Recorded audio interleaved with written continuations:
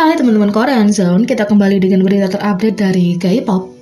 Yang pertama, Pledis Entertainment mengatakan rumor baru tentang Mingyu menjadi penonton jahat adalah salah dan penuduh anonim meminta maaf. Pledis Entertainment telah mengeluarkan pernyataan baru terkait tuduhan bullying Mingyu. Pada 20 Maret KST, Pledis Entertainment mengumumkan bahwa Mingyu 17 dengan tegas membantah rumor baru-baru ini yang mengklaim bahwa dia adalah penonton jahat dari sebuah adegan intimidasi. Selain rumor masa lalu yang terbukti tidak benar, seorang penuduh anonim baru-baru ini mengklaim bahwa Mingyu menonton dan tertawa saat seorang korban diserang secara fisik. Menurut pernyataan Pledis Entertainment, perwakilan perusahaan menghubungi orang yang mempost yang mengaku menyaksikan Mingyu menertawakan teman sekelasnya yang diserang. Perwakilan tersebut membenarkan bahwa post asli tersebut sebenarnya adalah korban kejadian, bukanlah saksi. Pledis mengatakan, perwakilan perusahaan kami dapat menghubungi individu yang menulis tuduhan bahwa artis tersebut berdiri dengan tertawa saat menonton teman sekelas sekolah diserang. Sementara individu ini menulis postingan yang mengaku sebagai saksi agar tidak disebutkan namanya. Orang tersebut sebenarnya adalah siswa yang terlibat dalam insiden ini. Setelah itu, Pledis Entertainment menyatakan bahwa pihaknya berupaya mengumpulkan kesaksian dari orang-orang di sekitar insiden tersebut untuk mengungkapkan fakta. Pertama, perusahaan tersebut melaporkan bahwa Mingyu tidak mengingat kejadian tersebut dan bahwa Mingyu juga menyangkal mendorong perundungan, menertawakan korban, dan membuat pernyataan menghina. Pledis mengatakan, setelah mendengar akun asli dari kejadian tersebut, perusahaan kami bekerja untuk mengonfirmasi fakta dari kejadian tersebut dengan kesaksian dari orang-orang yang disebutkan terlibat serta pernyataan tambahan dari lulusan sekolah lainnya. Pertama, artis tersebut dengan jelas menyatakan bahwa dia tidak mengingat kejadian yang disebutkan oleh post asli dan dia tidak mendorong penyerangan terhadap siswa lain atau berdiri dengan tertawa dan membuat pernyataan yang merendahkan. Orang yang memposting tuduhan menyebut orang-orang tertentu sebagai pelakunya dan perusahaan kami memverifikasi pernyataan dari mereka yang diidentifikasi sebagai pelaku serta lulusan lain yang diduga hadir pada kejadian tersebut. Tidak satu pun dari orang-orang ini yang mengingat kejadian itu seperti yang diklaim oleh post asli.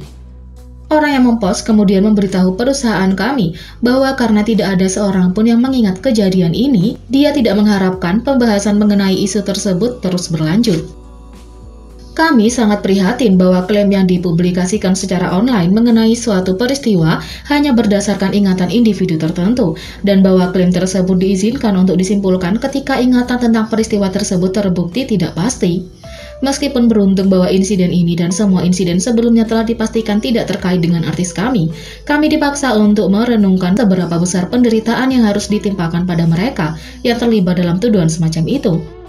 Diperlukan waktu untuk menghilangkan klaim tersebut.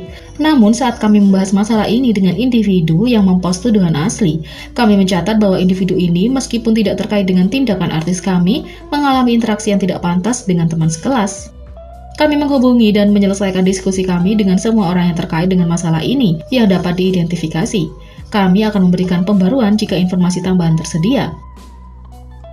Penuduh yang kemudian menyatakan bahwa mereka adalah korban dari tempat kejadian meminta maaf karena menciptakan kesalahpahaman karena pelaku penyerangan serta Mingyu sendiri tidak dapat mengingat apapun dari kejadian tersebut. Mingyu mengatakan bahwa dia tidak ingat melihat siapapun terluka dan dia tidak ingat mengutuk untuk memperburuk situasi, tulis penuduh. Saya juga menghubungi teman saya sejak saat itu dan mereka juga tidak mengingat apapun, jadi saya akan menutup kasus ini. Selain itu, seorang netizen anonim 181 yang juga mencoba mendukung klaim bahwa Mingyu adalah seorang pengganggu selama masa sekolahnya segera meminta maaf, mengatakan bahwa rumor tersebut mungkin salah. Setelah itu, netizen bereaksi terhadap penuduh Mingyu 17 dan mengatakan bahwa Pledis harus mengambil tindakan hukum. Netizen marah terhadap penuduh Mingyu 17 baru-baru ini. Netizen mengungkapkan kemarahan mereka terhadap penuduh yang mengklaim bahwa anggota tersebut dulunya adalah pengamat yang jahat. Meski penuduh dan beberapa komentator anonim memposting ulang di forum komunitas untuk meminta maaf kepada netizen, penggemar menyarankan agar Pledis Entertainment tetap mengambil tindakan hukum terhadap mereka karena mencemarkan nama baik. Beberapa komentar termasuk, apakah mereka sudah gila? Bahkan, pernyataan permintaan maafnya seperti tidak tulus.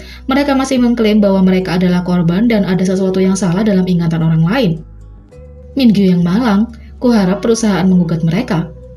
Jumlah tekanan emosional yang terlibat pasti telah menghancurkan semangat mereka, dan masih banyak lagi.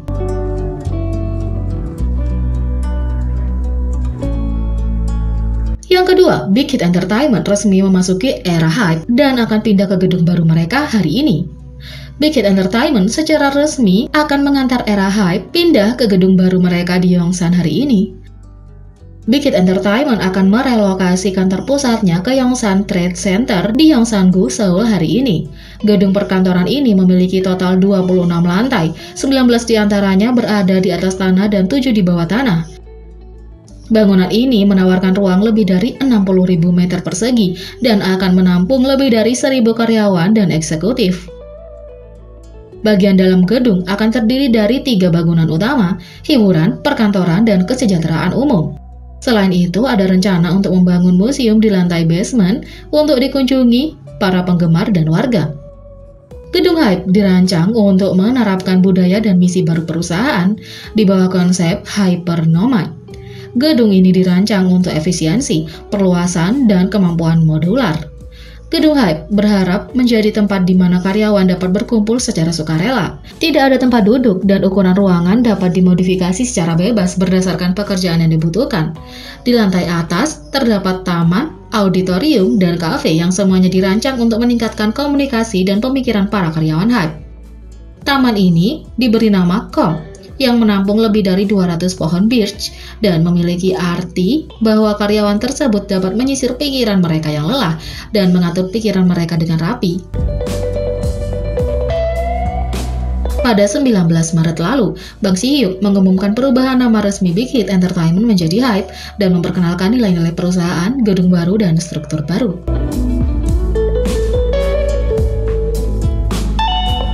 Showrunner Grammy mengungkapkan betapa cepatnya tim BTS menciptakan kembali set acara penghargaan. Tidak ada keraguan bahwa penampilan mereka luar biasa seperti biasanya. Salah satu bagian yang paling mengesankan adalah cara Big Hit Entertainment membuat ulang seluruh tempat Grammy Award di Korea Selatan, dan menurut showrunner Grammy, mereka melakukannya dalam waktu singkat. Dalam sebuah wawancara dengan Rolling Stone, showrunner Grammy, Ben Winston, menjelaskan bahwa Recording Academy awalnya merencanakan agar semua artis tampil dan terbang ke Los Angeles, California untuk merekam penampilan mereka. Namun, mengingat situasi pandemi saat ini, BTS dan 2 artis lainnya tidak dapat hadir. Ini terutama berkaitan dengan kesehatan dan keselamatan dan masalah imigrasi, kata Ben Winston. Tentu saja, ini bukan pertama kalinya BTS merekam pertunjukan dari jarak jauh. Mereka telah menjadi bagian dari beberapa produksi Amerika Serikat dari kenyamanan Korea Selatan sejak pandemi dimulai, termasuk penampilan di The Late Late Show bersama James Corden. Winston yang terlibat dalam pemesanan penampilan BTS di acara itu merasa kagum saat menerima video penampilan mereka. Mereka tidak memberitahu kami apapun tentang pertunjukan itu. Mereka baru saja mengirimkan video. Mereka mengirim video ini dan saya tidak akan pernah lupa membukanya, kata Ben Winston. Bagian dari penampilan BTS yang memukau dari showrunner Grammy muncul di akhir Dynamite, ketika grup tersebut tampil dengan replika yang identik dari set asli untuk The Late Late Show. Menurut Winston, mereka melakukan segalanya dengan benar, mulai dari kursi hingga papan nama hingga mug di atas meja. Itu adalah usaha yang sangat besar dan semuanya sangat tepat.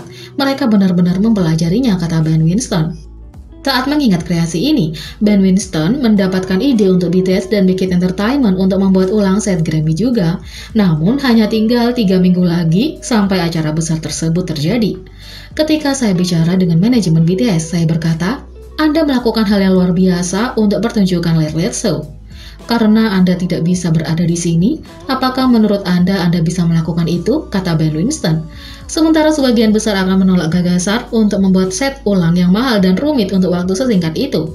Big Hit Entertainment setuju dan penampilan Grammy BTS lahir. Konon, beberapa orang mungkin mengatakan kinerja mereka di atas gedung pencakar langit yang sebenarnya bahkan lebih mengesankan.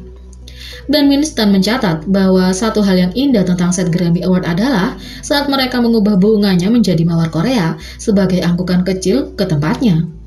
Pada akhirnya, showrunner mendeskripsikan kinerja BTS yang luar biasa, benar-benar brilian dan layak untuk melanggar mandat aslinya di Los Angeles. Penampilan mereka luar biasa, itu tidak dipotong dan bukanlah video musik. Itu adalah pertunjukan langsung, itu adalah vokal live, kata Ben Winston. Jadi, bagaimana menurut kalian tentang ini? Beri komentar di bawah. Klik subscribe, like, share, dan klik lonceng. Mari kita sama-sama jadikan channel ini berguna bagi K-popers Indonesia. Sekian video kali ini, sampai jumpa lagi.